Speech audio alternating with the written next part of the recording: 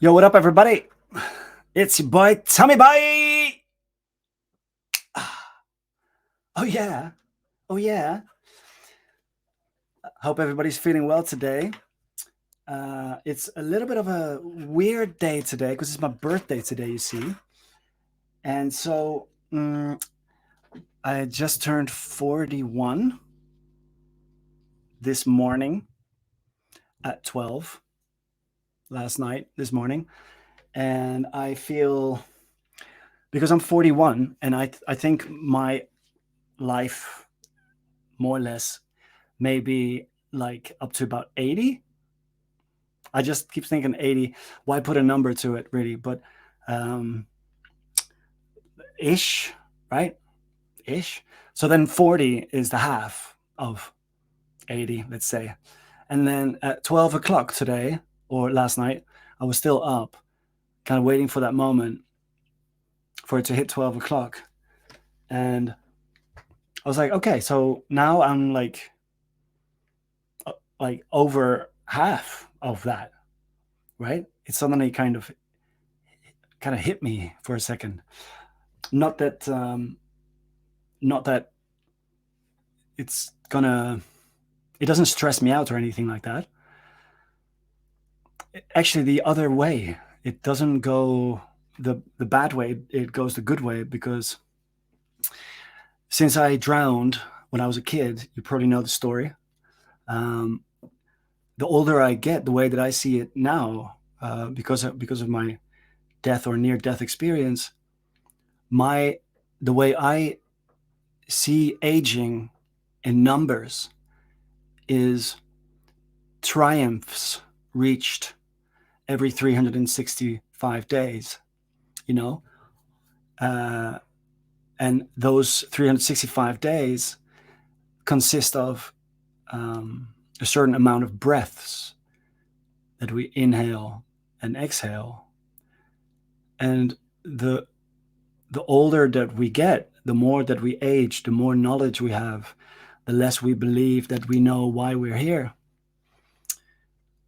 The more we should celebrate every breath, every inhale, exhale. And it's a very exciting thing when your life gets taken away, when literally your life gets taken away, not somebody else or not something else, but your own life gets taken away. From my perspective then, and I think many near-death experienced people that have had the same experience as me, drowning or through whatever, suffocation or whichever way, would agree that life is very different after, and it becomes more colorful, and yet you're also more determined to have a purpose in life. I think that's the biggest one of all, is that you do realize, and this is not a religious thing. This has got nothing to do with, and it becomes with belief or anything like that, but more of a spiritual journey, perhaps. And that can then also lead into religion or whichever way, but you find a grander purpose for what you're here for, right? Sorry, this snare drum is killing me. All right. So today, then, 41, birthday just like any other, I guess, only that the higher the number, the lesser the ceiling, right? So the higher you go, the more you reach the ceiling of whenever your time comes. And I'm gonna go into it. I don't care. I could have talked about anything today, but let's talk about life. When I drowned and when I descended, and some of you have already heard this story, but I think it's important to acknowledge, because there's a huge fear factor in dying, right? We all live not to die, basically, right? We're all like eating and making sure we're healthy so that we don't die. Don't die, don't die, don't die, don't die. Just be healthy, be focused, be kind, be humble, be compassionate, be empathetic, help people. The tide raises all boats, kind of thing, you know. You help me up, I help you up. When I descended, in this memory came back recently. It's actually a very beautiful memory, very comforting memory for anyone that fears death. When I descended in the muddy into the muddy water, it went from like a light green, in a panic state, light green, darker green, dark green, dark, and then brown. Boom! It was like, you know, pitch black. It wasn't actually pitch black at the time. It was like dark, dark, dark green, because I was laying on the bottom of a muddy lake. Maybe it was dark brown, green. I was very young. I was almost 4 years old, but that memory is stored in my brain, now in the front of my brain. But reaching, and it was 2 weeks away from my birthday, I believe. I almost turned, yeah, because I turned 4 in the hospital. That morning, I remember waking up with my mother and my brother on each side, and they were watching Sesame Street. And I woke up. I was like, damn.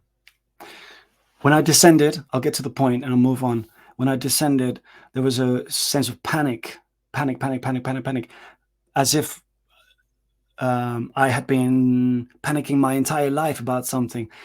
And then when I started breathing water instead of oxygen, and my lungs became full of water, I was breathing water. That sounds really crazy, but it's what it is. It is what it's. I can still sense it, and you can actually easily imagine it, right? Breathing water instead of air, just like thicker liquid. And I knew that it was just a matter of time before, like you can only go this far. That's kind of, maybe that's a memory that I made later on in life, but that's kind of how I remember it. So panic. And when that water became the in and out, inhale and exhale, it became, the panic disappeared. The panic disappeared when I knew I couldn't control what I was trying to control. That moment, it's like falling asleep and allowing yourself to fall asleep in the most peaceful way. Past the panic, there was peace. Everything was going to be okay. I fell asleep, feeling very comfortable, and that fate was what it was. I fell asleep in complete peace,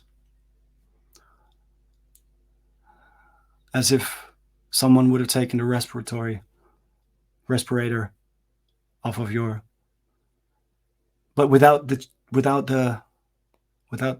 trauma. There was no real trauma, just a bit of panic before. Anyway, so, you know, that's 34 years ago. That's 36 years ago.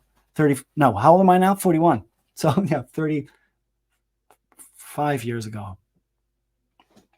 And no physical cerebral or brain injuries or traumas, apparently. But so every year that goes by now, since about 13, I really started realizing that this life is such an incredible gift. And I'm just so thankful for being here every day. Of course, I have mornings that I wake up and I'm like, shut the fuck up. I don't want to hear anyone right now before I drink my first coffee. I don't care about you. I don't care about you right now. And I'm talking about my family now, right? I don't give a shit. I need to be negative right now. But then, you know, you slap yourself in the face. That's like You know, not every morning is like that, but there are mornings like that, right? Of course, I've got my grumps and my things, but like there's an overlayer, there's an overlayer bed, kind of a sheet laying over my life that cherishes this everyday showing up to life, and because it's been given to you again, and it is not difficult to imagine what that feels like. It's just maybe it's difficult to live that sometimes, right? And like I said, I struggle too, and I'm one of the happiest people that I know. Like before I drowned, I hated water. Like literally, I could not stand. My mother could not wash me. After I drowned, I loved water. I could not stay away from water. Something happened down there that was just so peaceful. I wanted to go back. I even wanted to go back to the place where I drowned. I was like, Mom, I want to go back to the place where I drowned. It's like, are you crazy, child? So, yeah, it's a beautiful thing, this life. It really is a beautiful thing. And it's important to give back. If you're watching this, you're watching this on a screen. You've got a screen, you've got a phone, you've got an iPad, you've got a laptop, you've got a desktop. You are on Facebook, which means you have infinite amount of possibility of connecting with people around the world, whichever people you want to, or person you want to connect with, in whichever niche, in whichever business opportunity. You can DM people, private message people, and communicate with these people all over the world.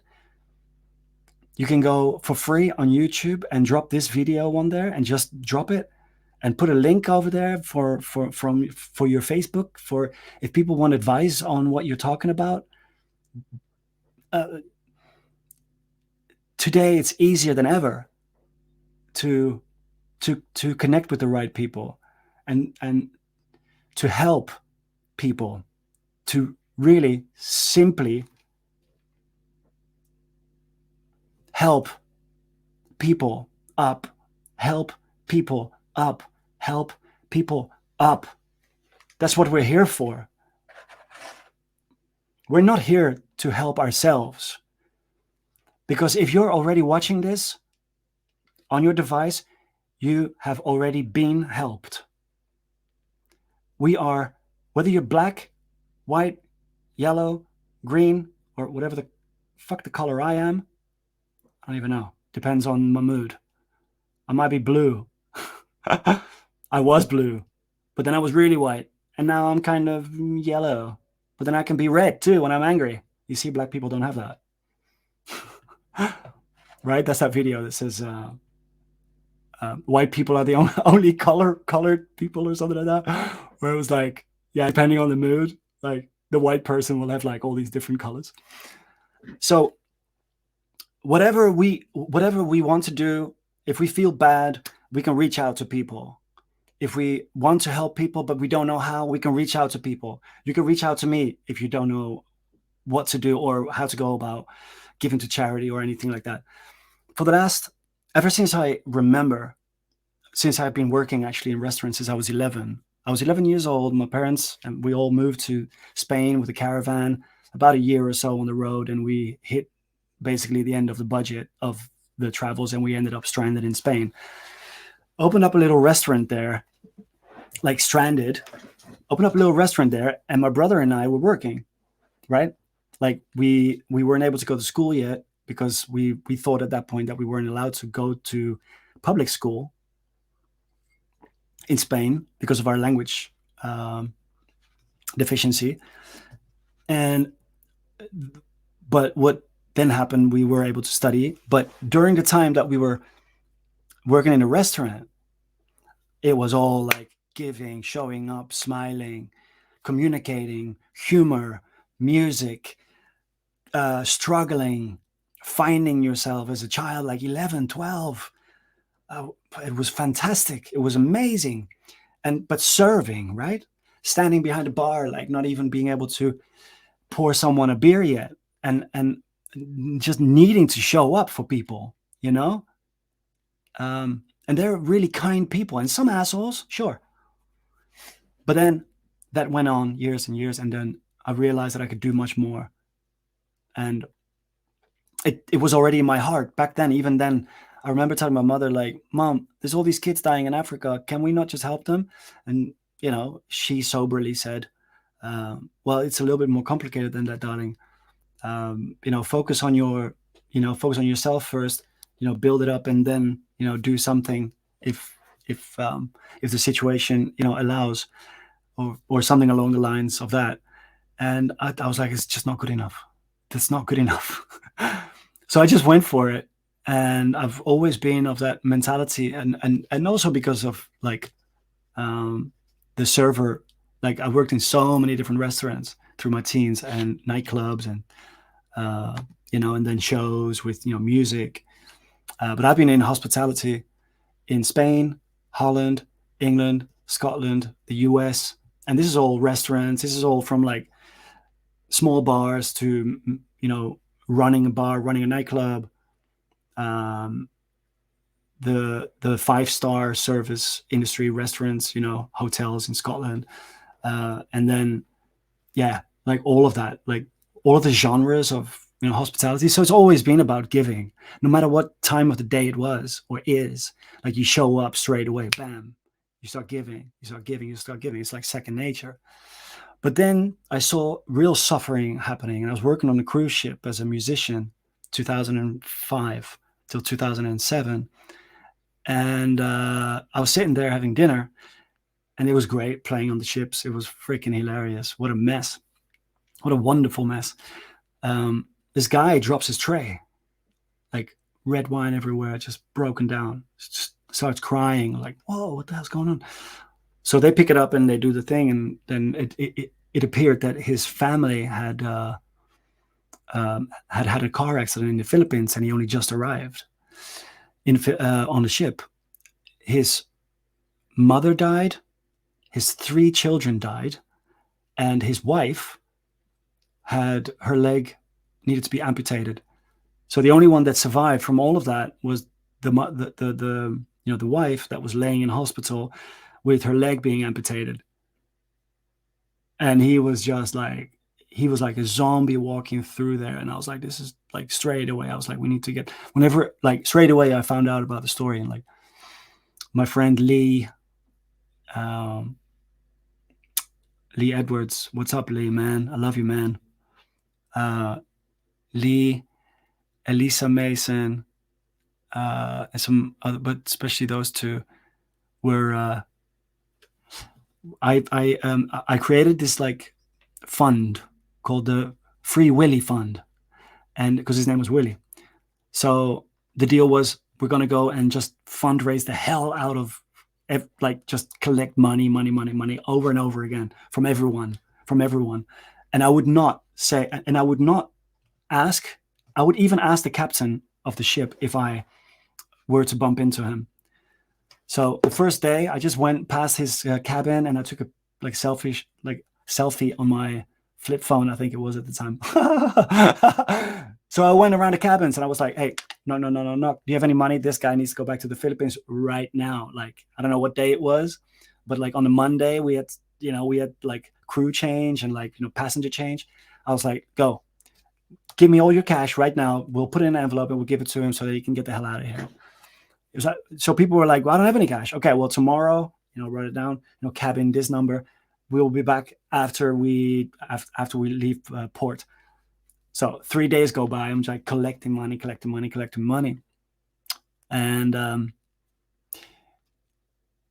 I am on the bridge of the ship, and I know that the captain's cabin is right there. And I was like, and I promised myself, if I see the captain, I'm not going to hold back, and I'm going to ask him for money too. And that's like the biggest no. Like, you don't ask the captain of a ship. Very intimidating, very confident, postured man. So anyway, what was he? Sorry, he was Greek. So anyway, so yes. So I was like, hello, captain. And he remembered me because of the crew parties. We see each other. I used to live on that ship, so he knows. I was like, hey, this is the story. Like, so-and-so had this car accident. His family died and whatever. Wife's the only one left. And he's like, Tommy, I cannot, this is not, we cannot do this. This is not a contract, and this is not possible. We cannot do this. And I said, look, and I showed him the envelope that I crammed all the different currencies in. And it was heavy too, because it was coins, and it was just like a pack of cash. And I said, you've got a family too, right? If your family would be knocked out and the only one is left is your wife and she's being amputated, what are you going to do? You're going to stick on the cruise ship for the next 6 months because your contract is still going? Come on, let's be honest with ourselves here. What would you do? What do you deserve this man? He was like, yeah, you're right. So he was able to, I think he gave like 200 euros, something like that, out of his pocket. So I walked out of that cabin. I was like, damn, what just happened? It was great. It was purely just, love finds the way, right? Just follow love and follow your intuition, your gut and your heart. And just, it's fearful to dive through those little things sometimes and like really asking people for help. But when you do it, it's most exhilarating. So Sunday night, it's like 2 o'clock in the morning, 3 o'clock in the morning. I've got all the cash. Everyone's like, I've already like sucked everybody dry pretty much. No one has any more cash. Everyone's in the crew bar, hanging out, dancing, doing their thing. And I'm like, this is the moment now. It's the moment to go to his cabin. And I went to Willie's cabin and I knocked on his door, and the Filipinos are working their asses off on the cruise ships, by the way, disrespectfully so. That sea law, the I can't think of it now. It's despicable, by the way. Anyway, that's how the world turns, but it's despicable and it needs to be looked at. I have a lot of information about that, but I'm not going to go into that now. These guys work clock round, like 7 days a week, right? Dun, dun, dun, dun. The only time that they are off is if they get a little bit of time off on dock. Otherwise, they're working like around the clock. And their cabins are like, they shared with like 6 to 10 people, I've got my own cabin upstairs on the 4th floor. These poor motherfuckers are, laying down on deck 0 or deck 1, sharing a cabin with like, clothes hanging everywhere, drying off, because they've got to wash their own shit. I just have to put my stuff in the corner and it's done for me. My towels, my underwear, everything's folded, everything's ironed for the next day. My bed is made. I get free food upstairs, all of this stuff. And these guys, come on, man. They got to buy rice noodles over there in some ports so that they can, have some nighttime snacks. Come on. Fucking disgraceful. Sorry. But that's humanitarian, like the mindset of a humanitarian, which naturally comes to me, right? And it actually comes naturally to all of us. We just need to lock in with it. So knock on the door, 3 o'clock in the morning or something like that, 2 or 3, maybe 2, because the crew bar was still open. So it must have been like 1 or 2, something like that. Knock on the door. Willie opens the door. He's like, Tommy, what's going on? How are you? Why are you here? I need to sleep. I have work. I was like, Willie, I've collected a bunch of money from everyone on the ship, and I want to give you the money. And he said, the door opens a little bit, and he's like, Tommy, that's very nice, man. I don't know why he's got a Greek accent now. And he says, I said, here, man, here, So I grab a $20 note, and I said, here, man, $20 from everyone on the ship, hundreds of people. Here, bro, here, this is for you, $20. It's like an insult, right? So he's grabbing, the door opens, and he's like standing there with his $20, looking at it like, and still he's like, thank you so much, man. Thank you so much. So he, we embraced. He's a big dude. I was like, so I said, okay, good night. So, he shut the door, and he was like, he's probably thinking behind the door, like, what the fuck am I going to do with $20? So, I knock again. He opened, the metal knob door sound again, opens it up, and he's like, Tommy, what's up? what's going on? And I said, and I showed him the envelope. I said, you're going home, motherfucker. And it was like, this envelope was just like an explosion of notes. Like it didn't even fit anymore, you know, like one more note and the envelope would have fallen apart. The door opened and he was like, what? And I said, you're leaving tonight. Pack your stuff and, you know, go to your wife. He packed his stuff. He didn't go back to bed, packed his stuff. I went to the top floor where we used to play on the Lido deck with the pool where we used to perform in my uniform, in my polo shirt and blue sport pants with white trainers. And I knew that at 6 o'clock there was going to be the exchange, like the gate was going to be open, like the walkway was going to be opened so that the early ones, the early crew could get off to get their flights. And I was over there, you know, looking, you know, like through the window, like, you know, waiting for Willie. And I was like, please, please, please come out. Don't think that you have to be here right now because you need to go home. You need to be home. And I was just standing there waiting. And I was like, you know, the sun was coming up and it was like getting warmer. And I was like, come on. And there he was, Willie with his suitcase, rolling down the freaking, that plank. There was the cab there waiting for him. He put the cab driver put the suitcase in the back and he got into the passenger seat and drove off. And it was a really long dock in Corfu in Greece. And that dock is quite long where we docked with the cruise ship. And so I just stood there like crying, seeing the cab drive away. You know, so that shit's fucking powerful, man. And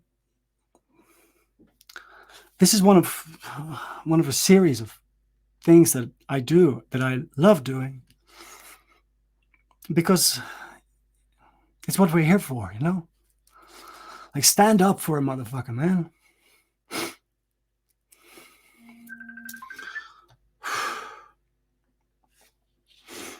So, yeah. That's where true fucking passion lays, you know? And if you've got a problem with me swearing, I don't care. I don't have a problem with you. So you can have a problem with me. I'm not going to have a problem with you. But, you know, anyway, if you're watching this, you're probably, you know, we're probably friends already. And even if we're not friends yet, to our friendship, stranger. And then things happened. It became, after the cruises left, I was on the road as a drummer for a while, and then I was in as a sound engineer. This concert hall, and then the States, man, the States. Everyone, America, what a beautiful land. When I say America, I mean the land. Guys, be careful with the word hate, because we cannot generalize hate when it comes to, well, anything really. But when we look at the landscapes around the globe, we take away the borders, we take away the systems, even the people. Look at the landscape, guys. America is absolutely fantastic. Then you have the system, which is completely fucked up. And then you have the people, which are awesome. The people are so, of course, people get brainwashed wherever we are, you know, wherever. It doesn't matter where you are in the world. Let's acknowledge the fact that we're all kind of brainwashed around the world. Yeah. And let that be. That's whatever that is.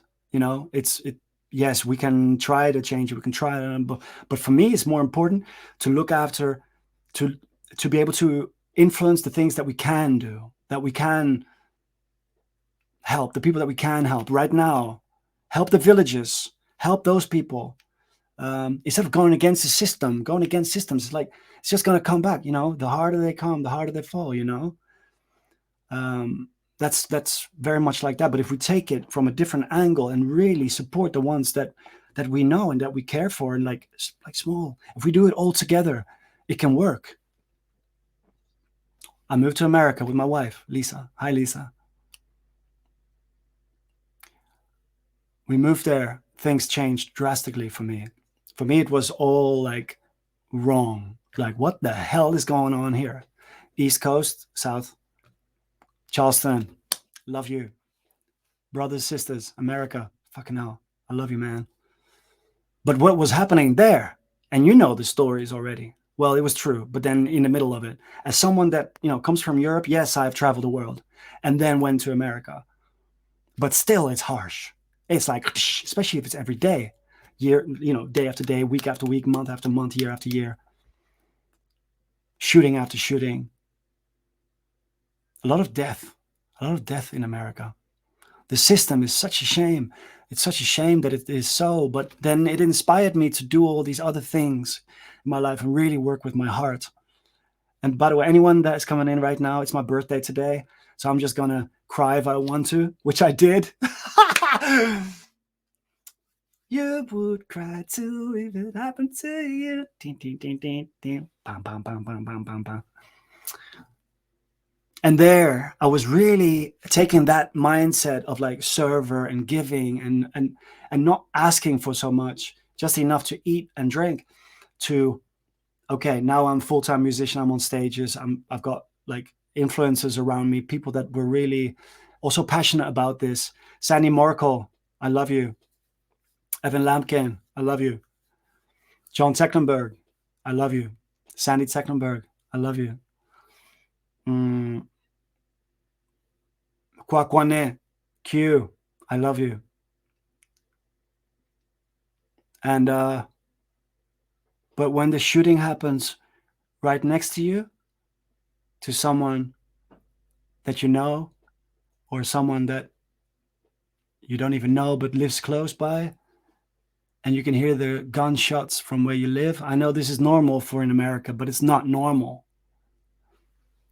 It shouldn't be normal. I don't care if you support the Second Amendment. I don't care if you, of course I care. But because I care, that shit shouldn't happen. But how do you change it? I don't fucking know. And neither do they. Because the brain, you know, it's so deeply ingrained, like this suffering, like make them suffer, make them suffer, make them suffer. Because that's, if you compare that kind of a place to something that is like this place here, Finland, it's like, what the fuck are these people doing? What are they doing to themselves? The only way to control so many people maybe is by holding them down, you know? Like how are you going to set that free? I only knew I wasn't free until I found freedom. And that freedom was not in America. That freedom was when I came here to Finland. And I was walking around nighttime feeling safe, feeling absolutely safe. And it's got very little to do with the people actually in America, right? Let's establish the responsibility for these things. Because if you got a system set up so that people struggle, that are not happy, to believe that they're free, to believe that they're the greatest nation in the world, that they're the number one in everything, yet they're struggling, they're being ripped off left, right, center, whichever shop you go into. Even when you buy something like a cheese, right? You think it's $5. Okay, cool. When you go to the counter, it's $5.96 because the tax wasn't included. Yeah, but it says it says $5 on the cheese. Now you charge me $9.95. Why do I feel ripped off all over the place? Anyway, it's got nothing to do with the people. It's that system, and the Stockholm syndrome should really be called the America syndrome in a way, because you accept it and you lay yourself down with it, but yet you're frustrated and you're driven to make change and to improve the land and to improve the people and to improve the system and to improve and strive for peace, for true freedom, for walking around, like the human that you are, for the animal that, for the human that deserves this freedom. And of course, if you're running a business, like I was running a business, in full-time music. So you're very distracted with your tunnel vision.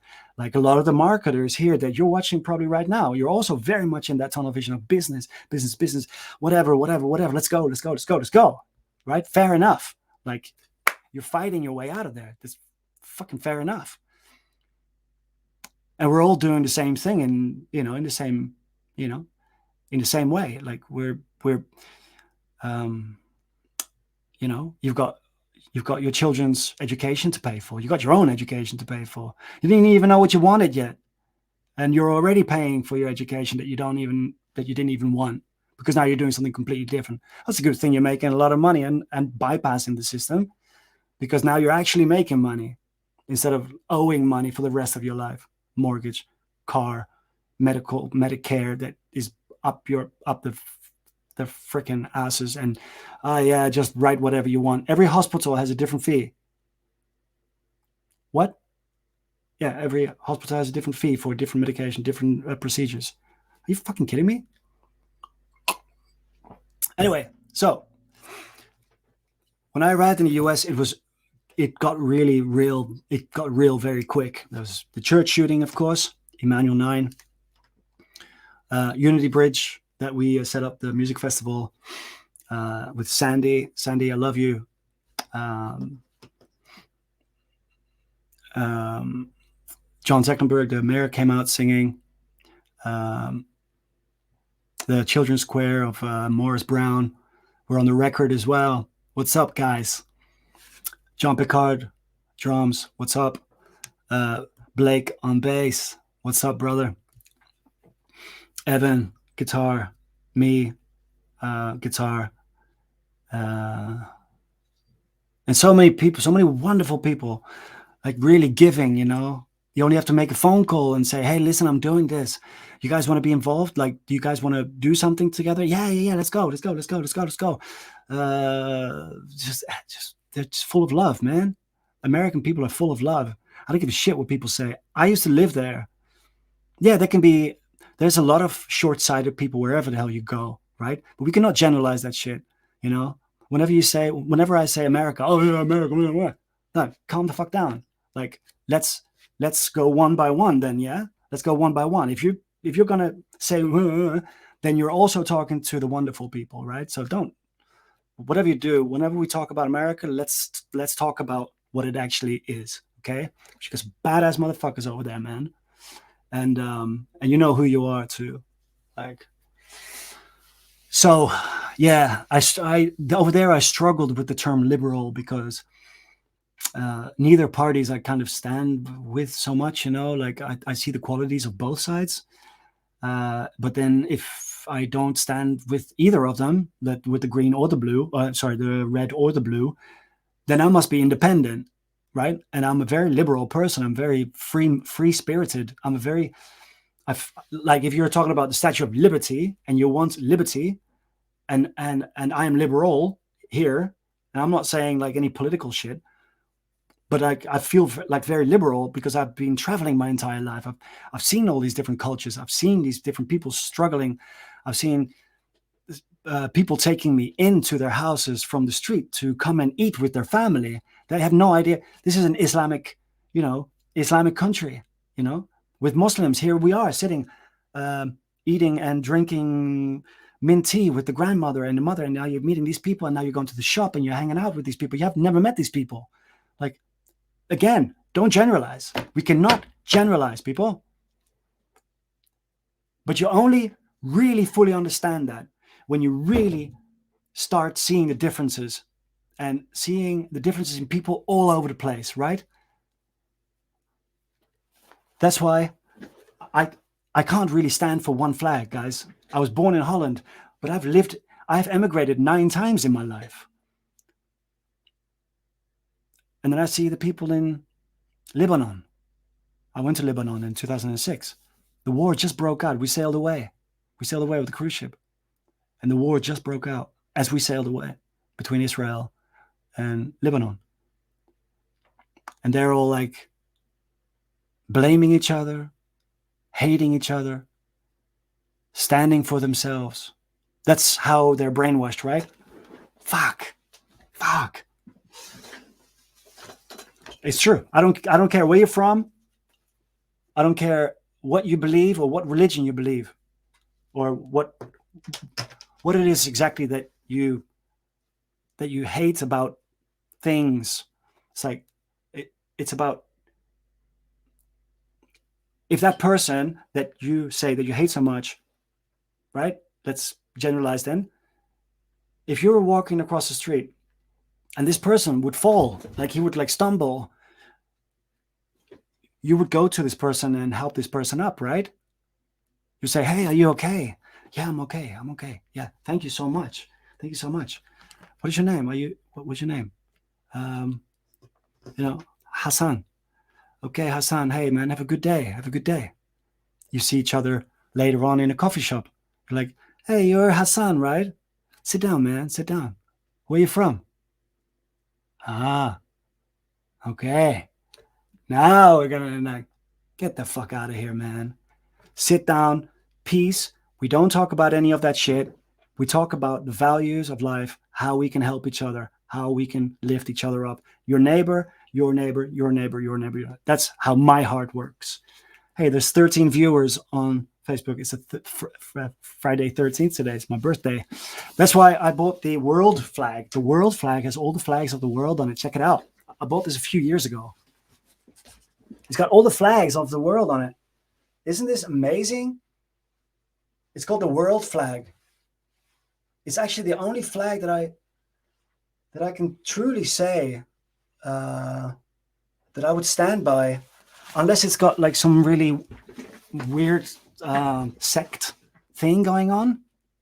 Then maybe not. Then I'll be like, but I haven't found any evidence of that. But it's something that I think whoever created this flag is onto something very beautiful. I've got the Dutch flag, I've got the American flag, I've got the Danish flag, I've got the Spanish flag, I've got the Finnish flag.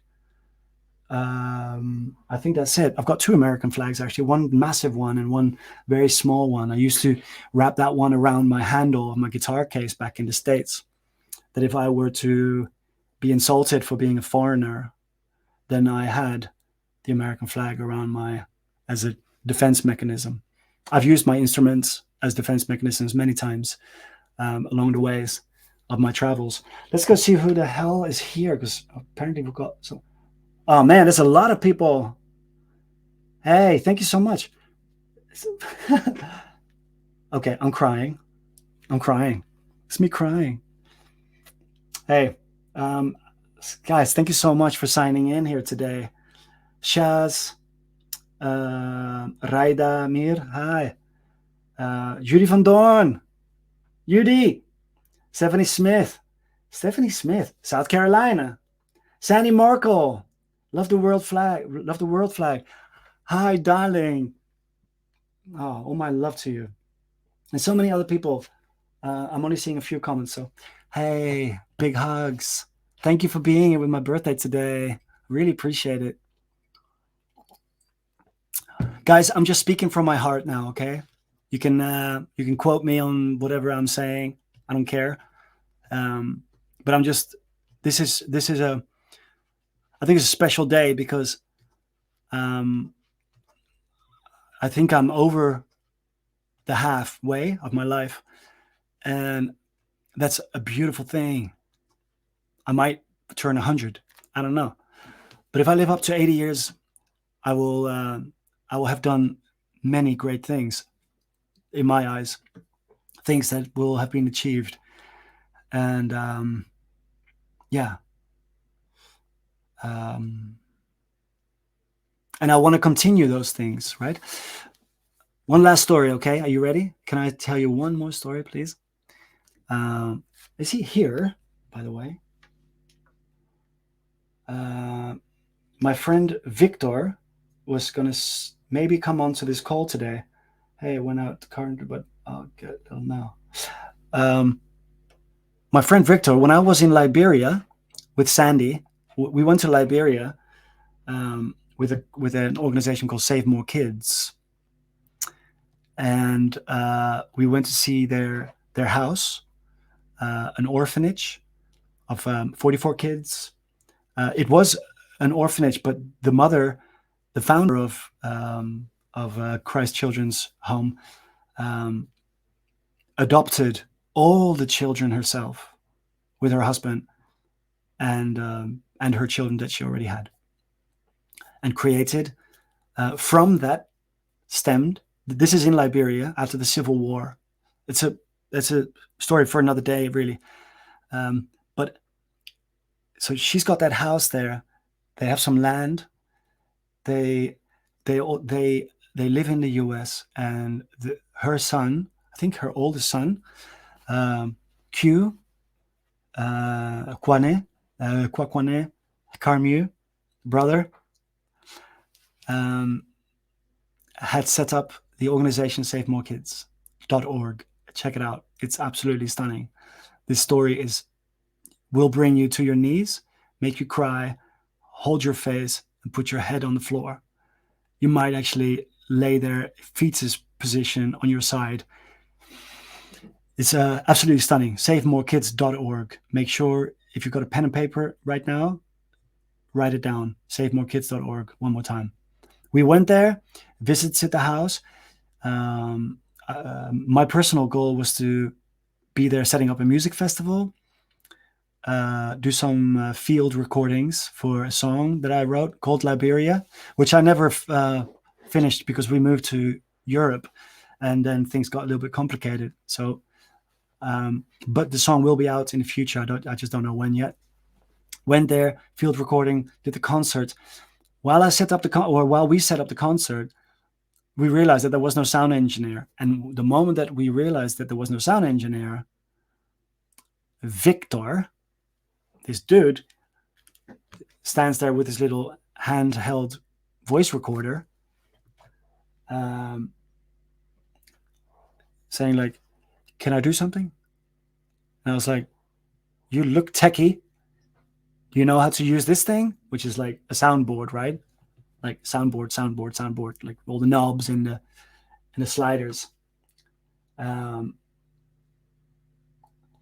He said, "Yeah, I know how to operate this thing." And I was like, I had no option but to trust him. I didn't know this guy from Jack. And so I said, okay, well, let's just go. Like, I didn't know anybody there except from the crew, right? Edwina, Sandrina, what's up? Okay, let's go. So we just started sound checking. The sound checking happened. Throughout the entire show, not one problem with sound. It was so good that I had forgotten all about needing to worry about the sound or him. And so it was flawless. I'm looking at recordings now from the festival, and it's completely flawless. This guy did such an incredible job. And then, because it was so out of sight, out of mind for me, I had forgotten all about him. So we did the concert. It was absolutely amazing. It was an amazing night. Like another one of those pinnacle moments of my life. There's so many great moments in my life, but that's like one of those moments where you're like, wow, Liberia, like out of all places in the world, how the hell did I end up here? With these amazing people surrounded by Sandy and Q and Edwina and Zandrina and the band, the last minute band that came and backed us up. Man, these guys were awesome. Weren't they, Sandy? Weren't they, Z? Weren't they, Q? Weren't there anybody that saw that live? Wasn't it amazing? Oh man, you just want to do that for a living. Just want to do that all the time. That's why I want a lot of money. This is the reason, guys. This is the reason why I'm creating multiple streams. Big streams, small streams, multiple streams, because those are the things I want to do. I don't want to be sitting there. I don't even want to play music for a living. I don't want to work for anyone.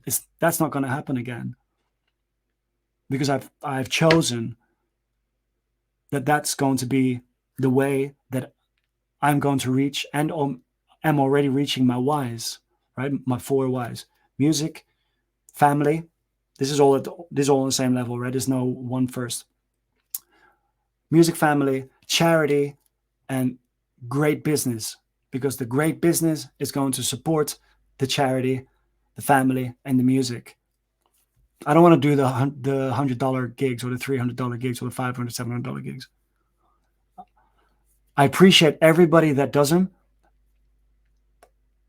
but at this stage in my life, it's not going to get me to those things, those moments where you can really, what do you want to do? What do you want to do? What do you want to do? What is it that you truly want to do? No, don't talk about your job. No, don't talk about whatever the hell you don't like.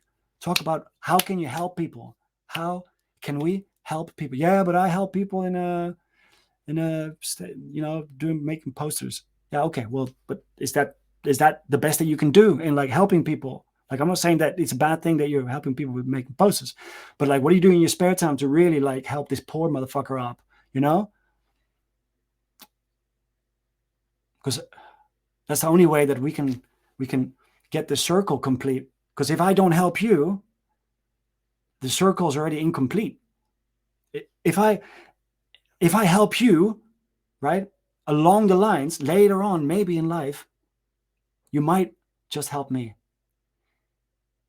But the goal is not to be helped, right? For me, that's not my goal, is to be helped. I can help, so I help. I stand up and I go, and that's it. Like, don't think about it.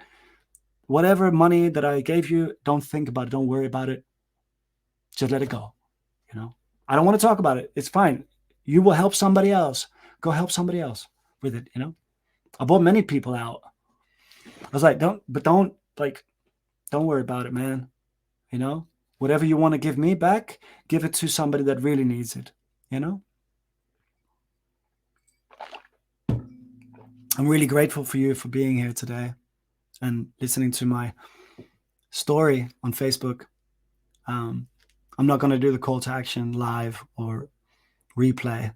If you want to do that, then please do. Then I know that you're here. But I'm not going to ask you to do it. What are you talking about, Tommy?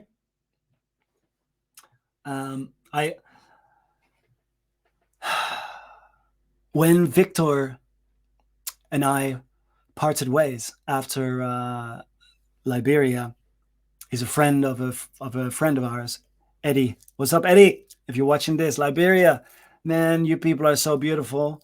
Liberia. What I learned about you and what I learned after leaving you. Because an experience, something of that magnitude, or any experience really, is something that you take with you, right? And that grows. It grows, right? You think, oh, wow, well, that was it. Like, we're leaving now. Okay, well, bye. You know, just like a holiday. Like, well, you're leaving everything behind now. Yeah, well, if your holiday sucked, then you better leave it behind you. But even then, you think if your holiday sucked, then you're going to be like, well, no, the place wasn't that cool, so I'm not going to go back. Now you're taking that shit with you, right? But if you would have joined us, the family, the Save More Kids family.org, and would have come back home to wherever you're from, the majority, actually everybody went back to America. So did I, but I had a little stop off first. Whenever I went back to, to America, and I've been to Africa many times, the North and the West, like all of those countries. Even Libya, it was crazy. And but yeah, when you go back to America, right, and you see the black folk, right, they look the same as the ones from across the pond, right?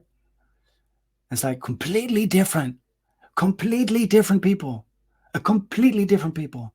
Yeah, they walk the same, they dance the same, they got the, man, y'all ain't got that swag. You know what I'm saying? But it's like, you go back there and it's like, brother, have you been to Africa? Says me. To a black guy, have you been to Africa? This is like the rudest thing you could probably say something. But if somebody gets where you're coming from, it's like, no, man, but you got to go back. If you're white and you're American, you got to go back to Europe, man, and go and see these people wherever the hell your people are from. Your people, you know what I mean? Like, if you're white, you're most probably, your grandfather's probably from Germany or whatever, or from Holland. Go and see what they're doing there. Go and smell the streets. Go and smell what the food smells like. How joyful these people are. What do they do in a coffee shop? How do they sit down? How does it work? How does it, go and sit in a square. If you're black, go to Africa. Go and walk the streets, man. Go. You will never be the same. When you go back to America, you can ask Andrina that, and Edwina, and Q. You will not be the same. It will have all changed. It will have all changed for you, for the better. You will find compassion there. You will find empathy there. You'll find judgment there. Or lack of judgment there. You'll find candor, right? The sense of being frank with each other, with your black folk, right? For me, with white folk, or whatever. Like, if you want to put it in boxes, which we shouldn't really be, but it is what it is. Ah, man. So beautiful. If you got the chance to go to Liberia, if you got a chance to go to see Save More Kids organization, go to the website again. Please see what kind of love is being dealt there, and the struggles, the true struggles, guys. This is third world stuff. What did he say? Shithole countries? I get the fuck out of here, man. I don't care who says that. I don't care what party. You don't say that shit. You don't say that shit. It's a disgrace. It's absolutely disgraceful. He should know best. He should know best. People like that, people that have traveled, people that have seen, well, maybe a little bit too high, right? Because you're kind of out of the screen now. You don't know where the hell you are. Come down here, man. Come down here. Come and truly sit down with the people, that are doing the work for you, That could have been quoted by anyone, by the way. Black or white or yellow or green or whatever, right? You don't disrespect people like that. Good people like that. If he would fall over somewhere, the people from the shithole country would pick him up. You know what I mean?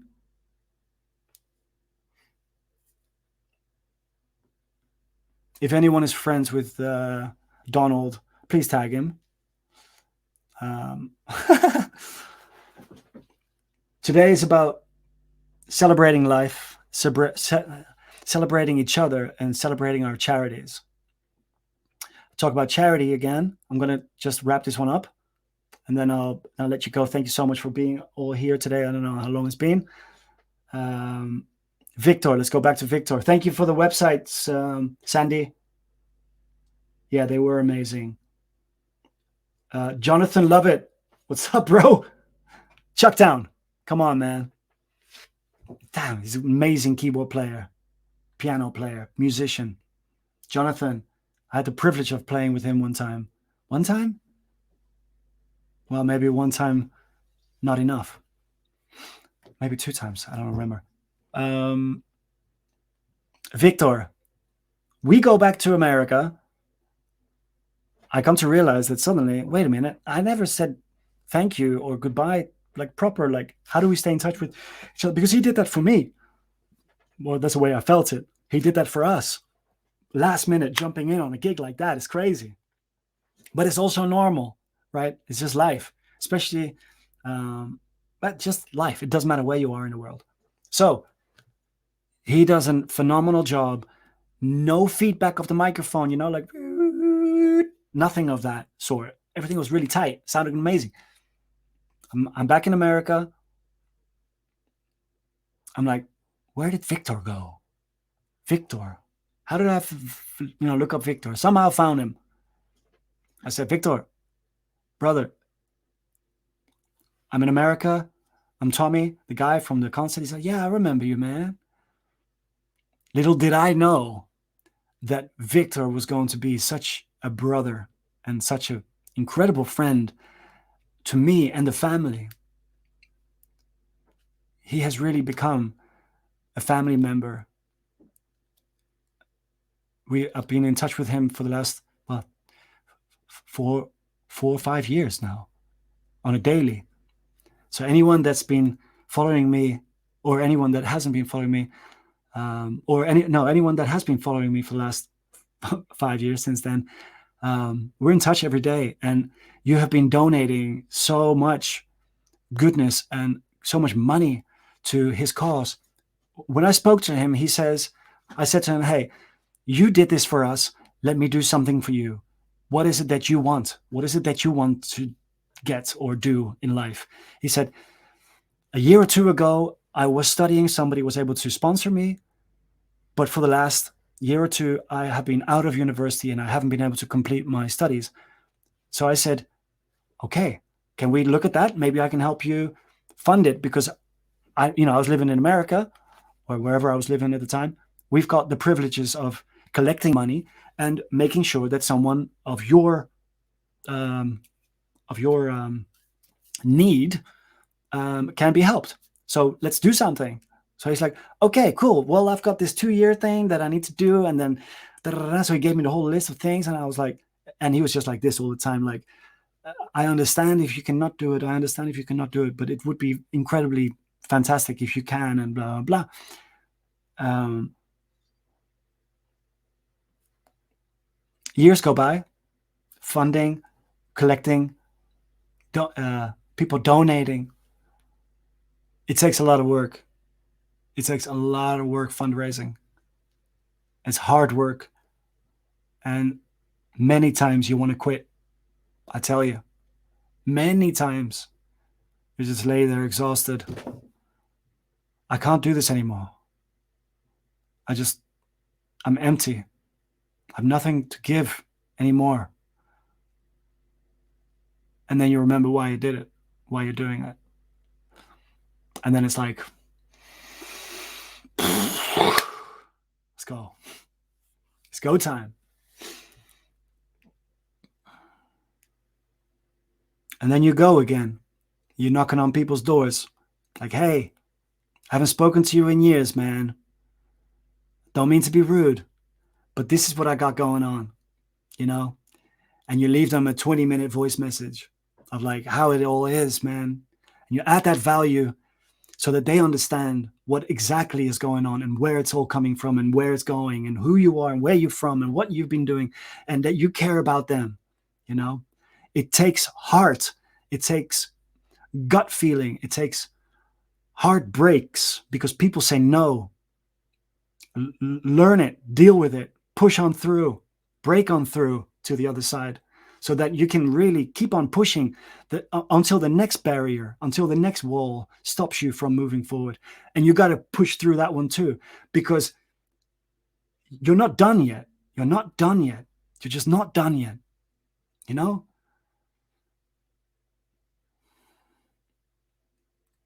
The amount of times that he's said that, bro, I don't have any food. I have no drinkable water, no reliable water. Sorry, I've been out of touch. My my my data, my cellular data has been empty for like a week or something. Like Christmas time, like he says, Tommy, I haven't eaten in 5 days. Like, how the fuck do you understand that? I don't understand that. I don't understand 1 day without eating. Like, I've been fasting for the last 2.5 weeks now, but that's not the same. I've got a roof over my damn head. I've got everything that I need here. You can't see that, but I have a beautiful house. Like everything I need, man. The fridge is full. The nothing to complain about. I don't know how that feels like. Laying in bed, hungry, liquid dinner, right? Liquid breakfast, liquid lunch. If you're lucky, you might have to eat some leaves from the trees, or eat some what are they called? Mud cakes. The fuck, bro, Victor, you're a fucking superstar, bro. You really are, man. You are the privilege that you are my privilege. You know what I mean? I'm there for you, but you are my why. You know, you are the reason.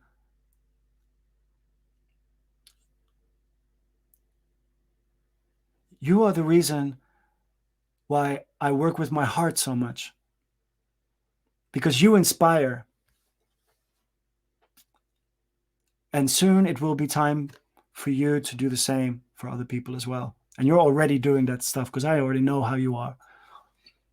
But it's difficult for you right now because you're in a place where it doesn't allow you to do fantastic things like that yet, but you will be there. So what happened? He graduated. And that's all thanks to you. Thanks to you for believing in me, and for me to say yes to that.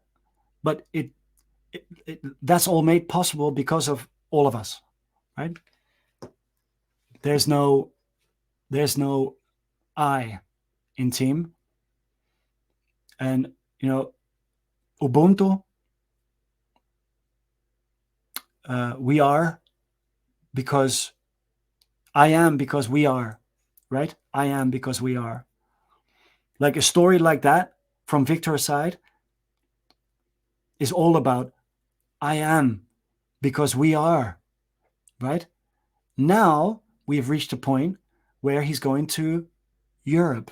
He's got a scholarship that pays 50% of the thing, of the scholarship. And now it's time for us to do one more last motherfucking ass push. I'm not going to talk about that yet today, but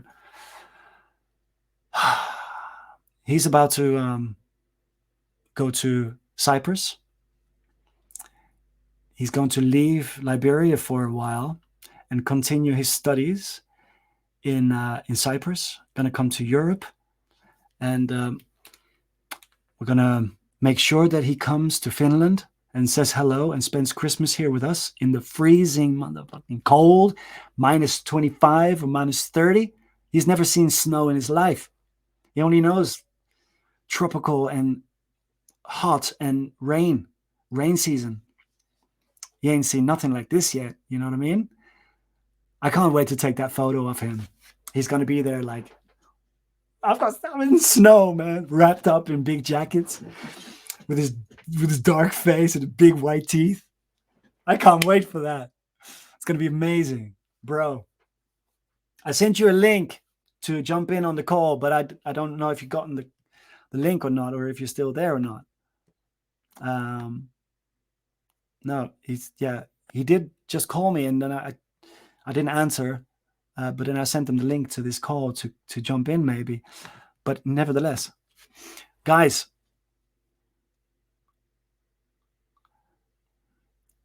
girls, you've got the power. Snap. I got the power. I got the power, right? But you've got the power.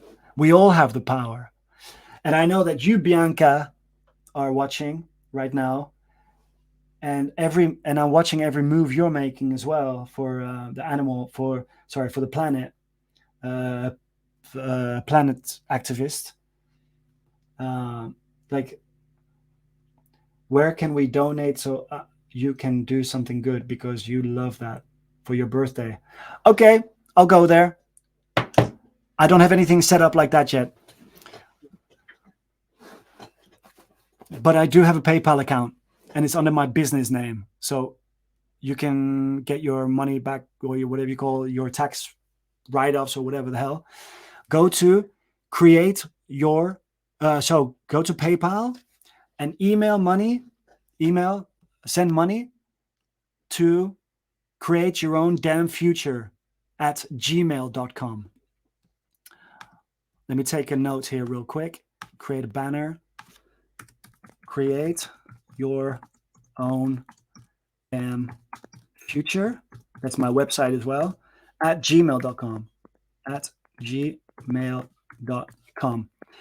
Anyone that's passionate about what I'm doing for this dude and what we're all doing, there's no spaces between create your own damn future, add banner, show banner.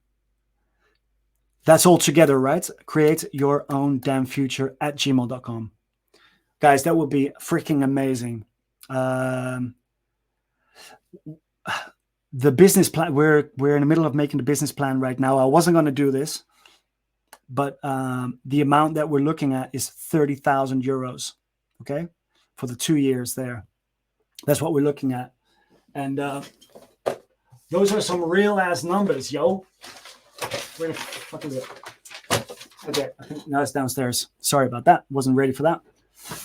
But I'm actually glad that I wasn't ready for that, because I'm speaking with the heart, and this is not about trying to do something here, but create your own damn future @gmail.com. Go to PayPal, send it to me as a friend so that you pay for the fee.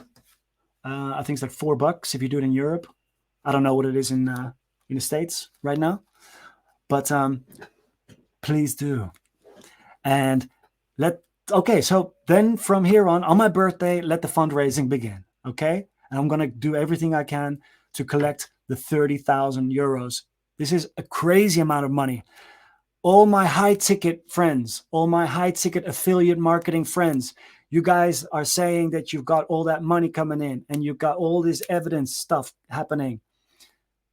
Show us the money. Show us the money. This is your chance to make a change for somebody. I think that's a massive thing. I know that you're already doing great things for other people, and I'm super thankful that you're in my world and in my daily day activities and stuff like that.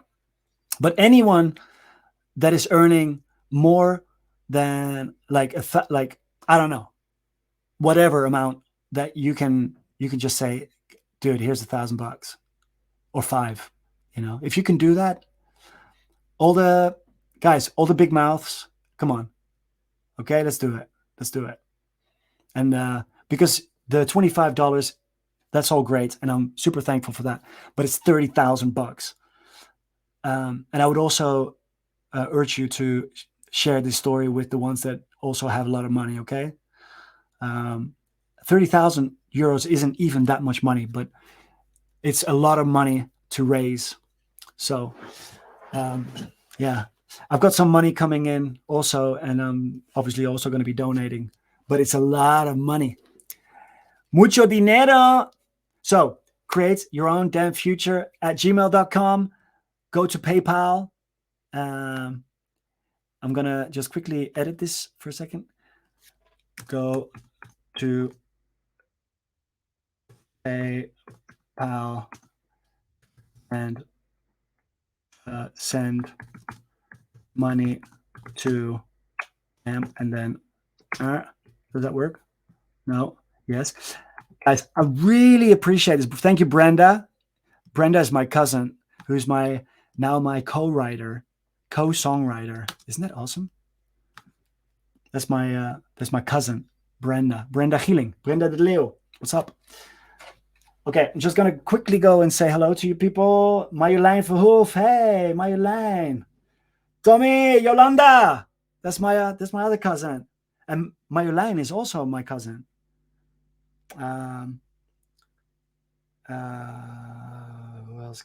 Oh, by the way, with family dynamics, um, we all have family dynamics, right? So you got like the uncle and the auntie and the uncle and the uncle and the aunties, and they're all fighting, but they all got kids. Fuck that shit. Connect with the children and bypass that bullshit. Bypass it. None of your business. Don't let it infect your brain. Meet up for coffee, talk about it, sort it out. And do some cool shit. Sandy, stop it. You're so amazing. We love you, Sandy. Really. I think about you daily. You're so amazing. Sandy Morkel. Agent for Change. I went to your website the other day. We need to talk, by the way. Really need to talk about your website. I love you. You need to sort it out. You need to sort it out. We can really optimize it properly. Okay, so let's go talking about your website and optimize your website properly. You got a lot to say. It's a shame you're not using it. Erin, I love you. Happy birthday, lovely boy. She says, Tommyboiii, I hope you always have that peace and gratitude in your heart, so you can enjoy every minute of your life. Heart. Thank you. Always nice to connect with you. Never a dull moment, never a dull day with you. You're a fantastic person. You've got a lot to give too. You're a server. You serve. You already work with the heart all the time. So follow your passion with your animal passion and activism and all that stuff. You're on the right path, my friend. Very proud of you. Keep on doing what you're doing. And anyone that is not fulfilled yet with like trying to do good in life and like, yeah, but where do I go? Which charity? Like, which one can I trust? Right, Robert? You came to me the other day.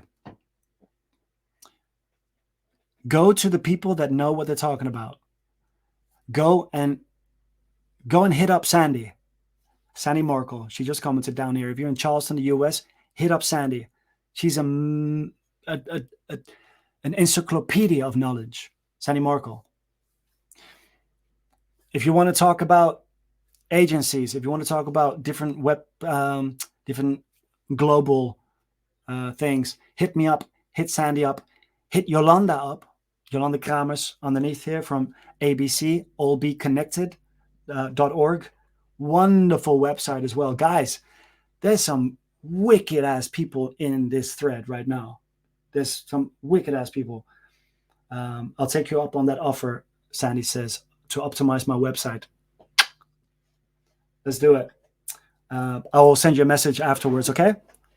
Because you've got beautiful stories to tell. They just need to be put on paper.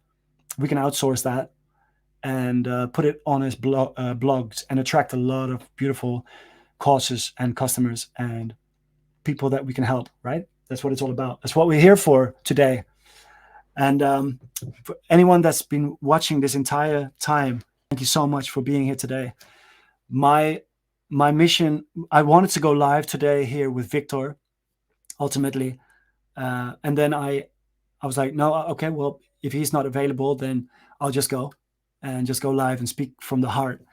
And I have been speaking from the heart ever since I started speaking. ABC, allbeconnected.org. Yolanda, miss you. It would be absolutely amazing to actually all meet sometime. Brenda, my cousin from one side of the family, Marjolein Verhoef, Yolanda, Bart, right, my brother, and all the children of the uncles and the aunties. I'm really excited about that, by the way, because it's like that to all of the shit that's going on in your life, right? Like when it comes to like all of that shit. And ultimately, the parents would just want us to be friends anyway, right? So it's like, it's got nothing to do with, with the children. So I think it's a wonderful thing that we're friends and that we're here together and that we're just like going through life the way that we should be going through life. and just work with the heart, work with the gut. What does it feel good? Go, go, go. Does it feel good? Go, go, go. It's my birthday, guys, and I'm talking my ass off, and I didn't know what I was going to talk about. If you've had a near-death experience and you don't know what to do with it, contact me. If you know somebody that wants to do work with charities, don't know what to do but where to go, contact me. If you want to jump into some kind of a business, affiliate marketing or multi-level marketing or online business or like B2B or customer service or anything like that, you don't know where to go, contact me. But right now, when it comes to my cause, the one and only cause that I'm focusing on right now is Victor, which we can then now officially, since my birthday, donate to, going to PayPal to send money to createyourowndamnfuture@gmail.com. All right, guys, happy birthday to me. In Holland, we say when it's somebody else's birthday, you congratulate all the members of that family with that one person. So if it's your birthday right now and I see your parents, then I congratulate your parents with you, with having you in their lives. So congratulations, whatever. I love that. I love that. In Spain, it's also like that, or at least in some families. And there's kissing, you're like hugging, dos besos, always dos besos, always 2 kisses, 3 kisses in Holland, at least the traditional way. And for me, it's like a hug, kiss, smile, maybe another hug. Yeah. So it's 3:20 for me now. The sun has gone down, or at least like it's a little bit gray outside. It was a beautiful day today. And I'm going to go and record some music. And I'm just going to do what I want to do today because it's my birthday and I can cry if I want to. Thank you for listening. I love you. And I want you to know that if you need anything, to always feel the liberty to reach out, okay? If there's ever a moment where you're just not sure, make sure to reach out. And if not to me, to someone else, but just always know that my door is open. And all right.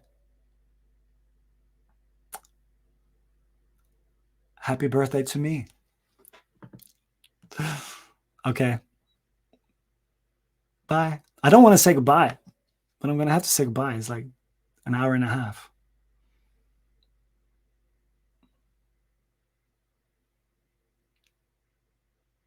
Donate. Thank you so much. I love you, Victor. Brother. We'll speak soon.